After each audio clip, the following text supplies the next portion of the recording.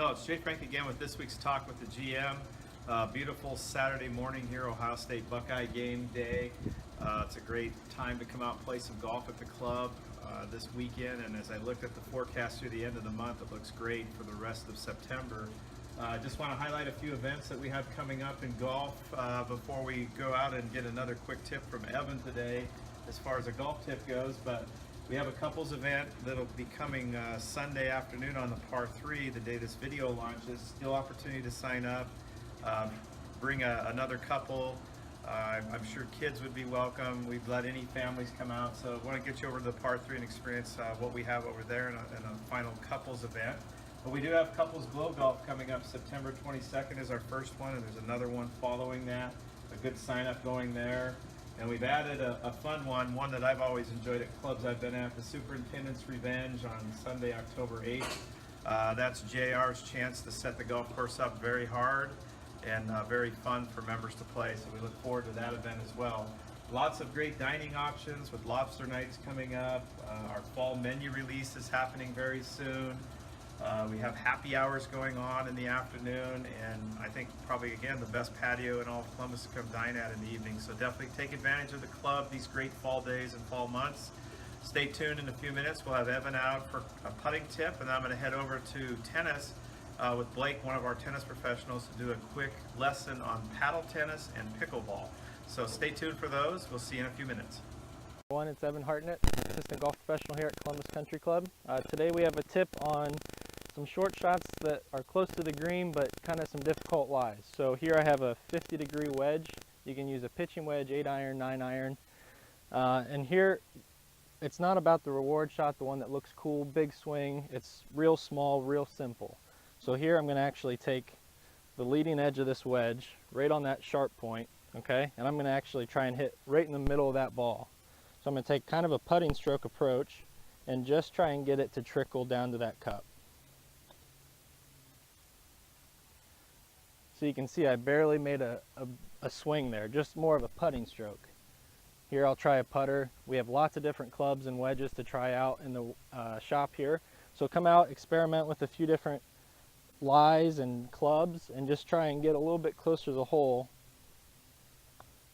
by just barely trickling it on when you get these tough lies and tough spots. Thanks.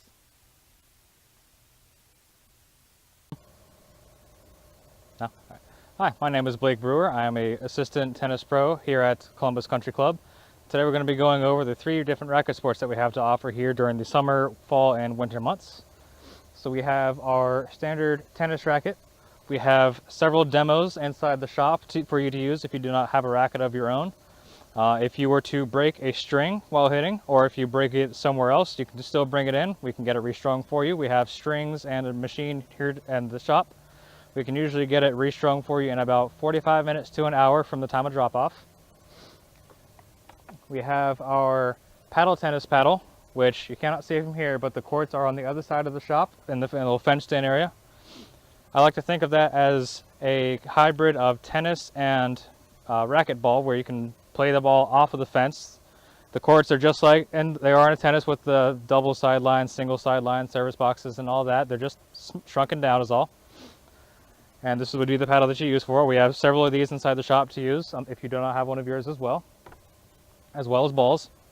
And here is our pickleball paddle, which I like to think of as a oversized ping pong paddle because it feels and behaves just like a ping pong paddle does. It's about the same size of one, it's just more square instead of round. Here we have the various different types of balls. We have our regular tennis ball. Bounces about that high for a new tennis ball, not squishy at all. Our platform tennis ball, which is much more solid, bounces quite a bit higher as you can see. So it'll bounce off those fences pretty good. And then we have pickleball balls, which are essentially wiffle balls for simplicity's sake. They come in a variety of colors. The colors do not make a difference in the ball itself. We have flyers inside the shop that describe when we offer our various things. So we have various things. We have restart clinics for those adults who are just now starting tennis for the first time or haven't played in like 20, 25 plus years. We have an entry level, 2.530 if you're familiar with USTA rankings, but that's for more team practices. Further team practices, 3.0, 3.5 on days of the week at their specific times, how much it costs, the packages and all that stuff. The details are on the flyer. We offer pickleball here August through September, Thursdays and Saturdays. The times and specific dates for any events will be listed on the flyer. Everything's here. Those will all be inside the shop. And then as far as playing, we're going to go over pickleball today. So as far as playing pickleball, over here we have the actual pickleball net, though we need to get the courts lined for extra pickleball courts in the future. But this is what an actual pickleball net looks like. It's less long than a tennis net, and it's shorter if the net was raised to its proper height, because the court is less wide. The pickleball court is these black lines that go right along in here. That's inside the light blue lines. The light blue lines are for 10 and under tennis. So if you have any kids that are 10 or under and want to play tennis, they would use those lines. And the court's boundaries, or not the boundaries, the sections, if you're familiar with a tennis court, how it's got service boxes and the no man's land, etc. The pickleball court has essentially the same sort of things, but as if they were rotated. So for example, this, which you would consider the service box, is actually not where you want to hit your serves. You want to hit your serves past it, as if the service box was back here. And then as far as hitting volleys, which you're able to do in pickleball, you cannot be standing inside this section, which is called the kitchen. Most pickleball players simply use the term or the phrase, stay out of the kitchen. So you cannot hit a ball out of the air if you're standing inside the kitchen. It has to bounce no matter what. So even if the ball is coming at you over here, you want to hit it out of the air, you can't do that. If you hit it, you lose the point. If you're standing right behind the kitchen, then you can hit it out of the air. Scoring is the most complicated part of pickleball for people to get a grasp on. So for example, we're going to have our volunteer Jake, who's standing right over there. Jake, why don't you hop on over there to the other side of the net? All right, so stand behind what would be the baseline for pickleball, the black line. Yep, and I have to go diagonal still. So if I'm serving to you, it's got to go past that black line, the service line. So if they were playing an actual pickleball match, I would say the score 0-0 start, because I have 0, you have 0, and I'm the starting server. So we would serve it, we would play out the point, and then I would have won that point. So pickleball, how you score is like in volleyball, where you can only score when you serve. So right now I would have 1 point. So the score would be 1-0 start, because I'm still the starting server. And you switch sides after each point like you would in normal tennis. And so since I won that point, I keep my serve. So it'd be 1-0 start. And then I miss that serve. Another big difference between tennis and pickleball is that in pickleball you only get one serve. You don't get a second serve, no second tries. So if you miss a serve goes to your opponent, who stays on the same side that they were just on, because you only switch sides when somebody wins a point for the scoreboard. So now, if Jake was the server, he would say 0-1-1 because he was the first server. Typically pickleball is played in doubles all the time, but because we've only got the two of us, we'll just have to make it work. So his score would be 0-1-1. So go ahead and serve it. Good.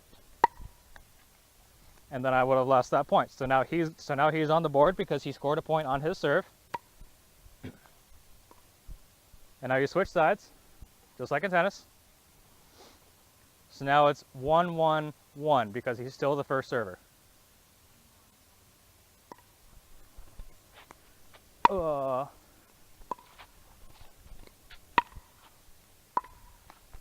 And then he lost that point.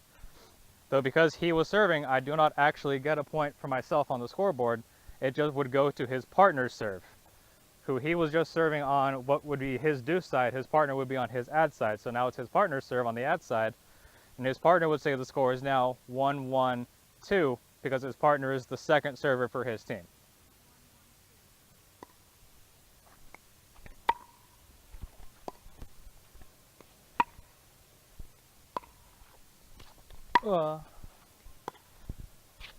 And that's out. That's right. That's why we have multiple balls. All right. And so that kind of shows you a little demonstration of how pickleball is played and how it is scored and the rules and all of that stuff. Typically, a pickleball match would be scored to first team to 11 points, win by 2. And usually how many games or how many sets, how many matches that you play is just kind of determined in advance by the participants. So if you want to play 2 out of 3, then the players will play 2 out of 3. If you want to play best of 1, it's kind of just what everybody wants to decide on. And the reason that some people would probably want to play pickleball with tennis, in fact, the big reason, is because it would help improve your net game exponentially. To use an example, there was somebody that I work with who has actually quoted saying that their net game has improved substantially just from playing pickleball because of they're always right up here hitting volleys back like at super close range, really fast paced, and their reflexes and stuff have just been so finely tuned that their volleys and stuff in tennis when they're playing doubles, it reflects that. It's very, very, very good for your net game. Another good thing about pickleball is that it is not a whole lot of running around as compared to tennis, as you can see from the smaller court. So if you aren't able to move as much or as well, then pickleball would be a really great sport for you. Obviously, if you can move around a lot, it's also still a whole lot of fun then. It's just really fast-paced, not a whole lot of moving around necessary. So tennis and pickleball go very well together. All right. And so in closing, just if you want to ever get any lessons or clinics, or even if you just want to come out and have some fun and hit for a bit, just go ahead and get a hold of us here at the tennis shop or at the country club main house. Just some way to get a hold of us here. I would like to thank Jake, our little assistant demonstrator, for helping us out here. And I'd like to thank you for tuning in with us today. Thank you very much.